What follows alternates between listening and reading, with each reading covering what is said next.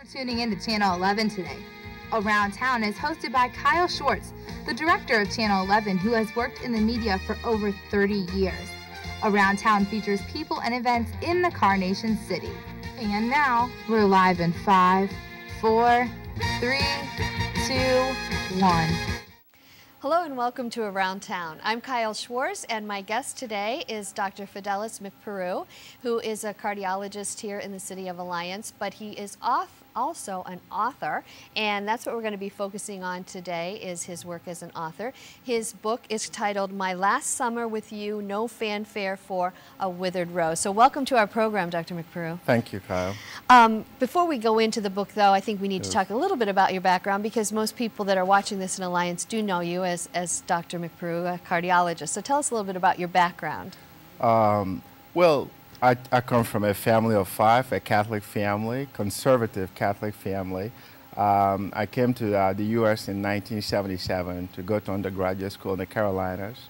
And from there, I went to Michigan, from Michigan to Tennessee, Tennessee to Indiana, Indiana to Connecticut, Connecticut to Boston. So from Boston, I came to Ohio. Wow, a lot of states you covered. Yeah, I've been around. And yes. Countries, I guess. Yes. All right. So why did you eventually choose to stay in Alliance? I mean, why is your practice here in Alliance? Alliance was just by chance. I was recruited by Mercy Medical Center in 1995, 96 to start a nuclear cardiology program when I was in Boston. And one weekend, one of my colleagues who was covering Alliance was on vacation, so he asked me to cover for him here. So I drove to Alliance, and the rest was history. So I started coming to Alliance a lot. All right. Yes. So what prompted you to start this new career as an author? What prompted you to write this book? Was there one incident or just... It has to do with, I deal with a lot of young college students. I had a nephew that lived with me when I was in Connecticut. So he was in engineering school.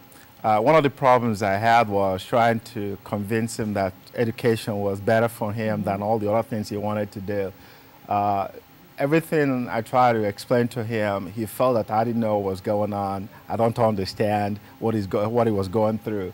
So I had other kids at University of Akron, similar problems, trying to convince young males that they have to stay in school, that education sometimes is better than everything else. There's a lot of distractions and things like that. So one day the idea came to me. I felt that if I could write something down, some of the experiences that a typical college student had during my own time, maybe they'll understand that whatever they're going through, I've gone through it. So I think that was what brought it on. Okay. Yeah. Does the book then follow a lot of real life experiences? Is it a combination of fiction and nonfiction? I think I've been accused of writing an autobiography. Okay. But probably there are some similarities between the main character, Joseph, in the book, maybe some of the experiences I've had. Maybe some embellishments here and there, but yes. Okay, and how did you come up with the title? Because it's an interesting title. I don't know if you read the book or not. I have not read the book yet. Okay. The book centered around college campus, a few college friends, and the title of My Last Summer with You meant that the character Joseph was in school, had some close friends, and one of his close friends was graduating, and that was the last summer that actually they saw each other. And the second part of the title, No Fanfare for a Withered Rose, you have to read the book to appreciate that. Okay. I think the concept is sometimes in a friendship, some people don't value friendship as much as others. Maybe if they feel that there is no benefit to the friendship, then they have no need for the friendship. So that was the main issue about the withered rose. If the rose is withered, you don't have any benefit for it anymore, right? Right. Yeah. So that's it. Okay. Yeah. Well, you mentioned that you had experience with teenage boys, but would you say your intended audience is only boys, or is it for boys and girls? No, actually, it's an adult. Adults actually like it too, okay. But I think the main focus, the younger college-age students will appreciate the book more than some adults may. and in terms of what it was like to be in a college campus in the 1970s, and the similarities between 1970s and the current day, and also the life in a college campus. I think the focus of my book, although some people accuse me of writing a romantic novel, which is not, the focus of my book was to talk about the benefit of dedication to your studies, that no matter what kind of distractions you may have in a college campus, the most important thing there is to focus on your studies. So I think that was the main focus of the book. What are the ages of your own children? My oldest daughter just finished her doctorate program at Duquesne this past May. She's 20, going to 24. Okay. She went from high school to a doctorate program at Duquesne. Wow. She had early admission. So within 6 years of finishing high school, she got a doctorate program in pharmacy. And my second daughter is 21 years old, and she's a junior medical student at the University of Toledo. She has 1 year left. Okay. And then I have a 12-year-old. All right, so have the girls read the book? Well, I don't really know. I gave them the book to read. I don't know if they've read it or not. We haven't discussed it. I think it would be interesting to read a book written by your parent about there's something his embarrassing. There's something embarrassing about it for the kids. Yeah, they've read. I think they read some of the interviews I've had. But about the book, I really don't know. Even my wife claims she hasn't read the book. I gave it to her months ago, but she said she hasn't read it. Yeah, there must be some embarrassing things in the book. They don't want to admit it. All right. Well, what surprised you most about being an author as opposed to being a doctor? I mean, what did you think it would be easy to write the book when you had all these thoughts in your head, and was it harder? I think initially my plan was to write an article about college life. As I started writing, the volume was getting bigger and bigger. So eventually I decided maybe instead of writing an article, why don't you just put it in a book form? And I think that was how I started. And how long did it take you?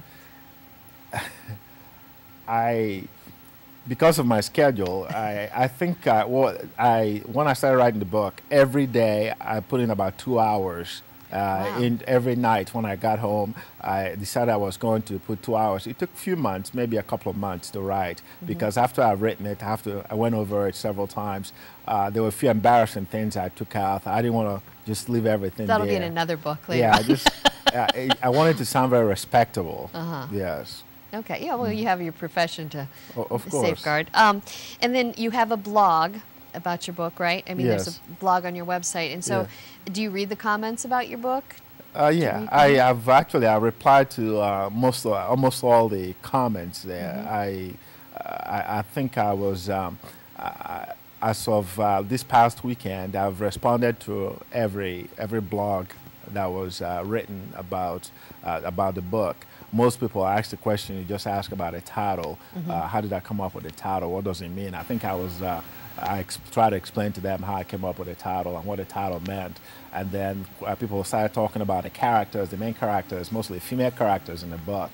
And actually one of the writers took it very personal in terms of how could the character of Joseph be involved with some of the female students that he was involved with. So I think that was those kind of stuff, nothing serious. Okay. Yeah. All right. Well, was there anything else you wanted to add before we close the show? Well, the one thing I wanted to add is I just, the take-home message from the book. The take-home message was no matter what kind of distractions that a young kid has in school, be it high school, be it college, be it anywhere, even in workplace, to focus on what you're there for. You can have fun and do whatever, but you have to just schedule most of your activities such that you devote your time to what you're there for. So I think that was my take-home message from the book. Not to be distracted, maybe partially distracted, but always go back to why you're there. Okay. Yes. Well, as an educator, I mean, I think I look forward to reading the book, and I think that that's the message that we try to get across every day. Yes. And it's great when somebody else puts it in a fiction book like that they can, take away a story from it too, and I think it'll be interesting. That sounds very good. And I thank you very much for being our guest today. No problem. Thank you very much for having me here. All right, and thank you for watching Around Town, and be sure to pick up a copy of My Last Summer with You, No Fanfare for a Withered Rose by a local doctor, Dr. Fidelis Mkparu. Thank you for watching. Thank you. Thank you for watching today. We welcome ideas for Around Town. If you have an idea, please contact Channel 11 at 330-829-1234, extension 2253.